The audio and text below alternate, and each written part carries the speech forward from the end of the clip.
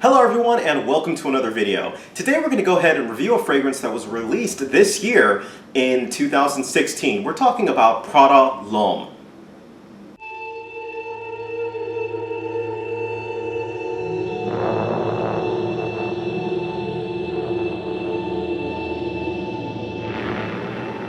Now, Prada L'Homme is an interesting fragrance. I have a weird mixed relationship with the House of Prada. I think they release fragrances that are just above kind of average. They're pretty much known, at least in my mind, for soapy fragrances. So I was interested in trying this fragrance out. The first thing, just to actually start off, I think this is one of the best designed bottles.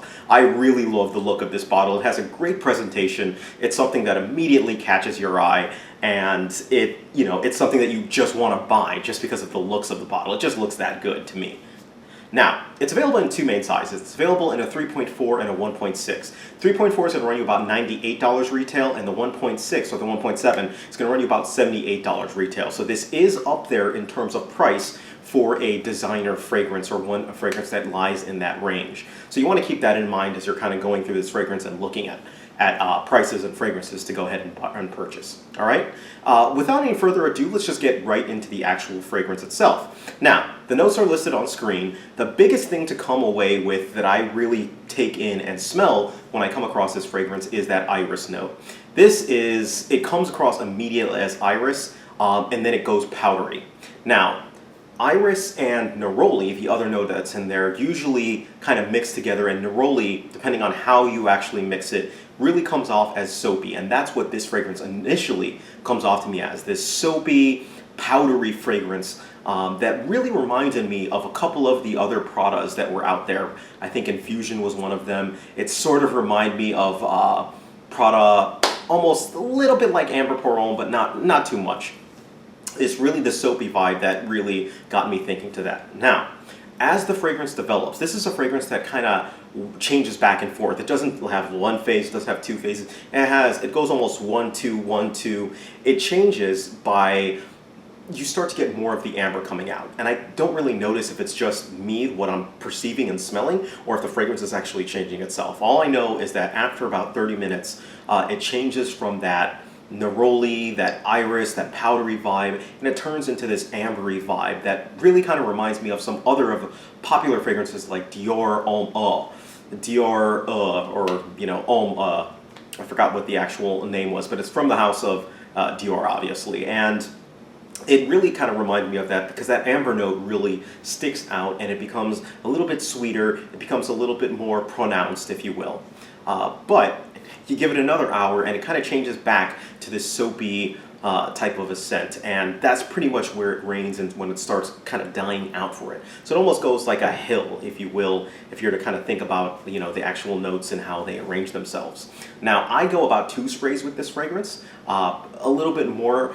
The problem with this fragrance that I found is really its performance, right? Now, I describe that hill up and down thing. That's about 3-4 hours in my book on my skin. After that, it's kind of gone. And even at that time where it is on your skin, it's very deceptive. It smells like it's a very cloying fragrance, and it may be very cloying to you, but what I found is that it's not projecting that well. It's not leaving a scent trail either. So performance-wise, it's really not doing good. All of that around, because when you spray it, it's a little bit more cloying on you, I would recommend this one in the fall and the winter. True, it doesn't have the power to be, a fragrance that's projecting over the cold, but at the same time, it's a fragrance that it's more of a personal fragrance, if you will, during those months. Now, do not be fooled when you spray this fragrance on at a department store or somewhere else when you're on there. Try it on your skin, leave it on your skin, see if you have, the performance or some of the, the traits that I'm describing, basically, because this is one of those fragrances that can easily fool people, spraying it initially and thinking, oh, this is great, buying it, going home, and being disappointed. So just give it a try on your skin. I have heard of some people having some good success with the actual performance, so just keep that in mind, right? Now, occasion-wise, I think this is a good fragrance to wear on a date. Because of those facts that I said earlier, and that's that, it's a little bit hard to smell for other people on you, I actually think that is a good date fragrance. You don't want to be too pronounced, but if they get up really close to you, they're going to be able to smell you perfectly fine. Yeah, and that's essentially it. And I already touched upon the performance. So if I'm going to go ahead and rate this fragrance, I'm going to give this fragrance a rating of 3 out of 5. Now, again, going through the 5 categories that I mentioned, first, scent. I think this is an excellent scent, and it gets a full star for it.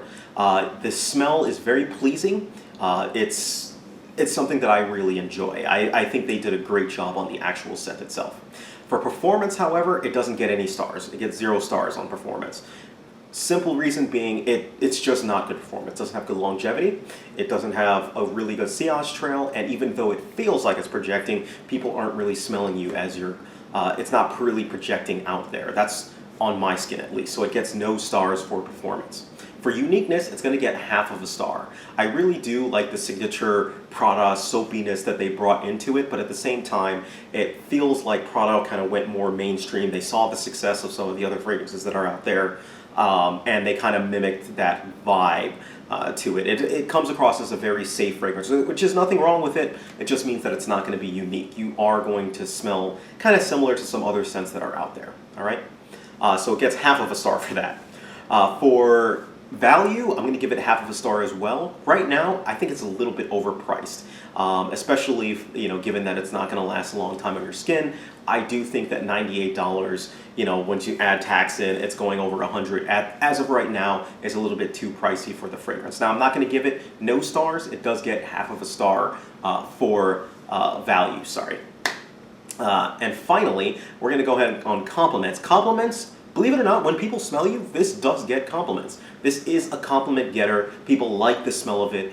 It's going to be a very pleasing smell, and that's also a reason why I recommend it as a date fragrance. It does have that good smell to it. All right, so that's pretty much it. And combined, it gets 3 out of 5 stars for that. All right.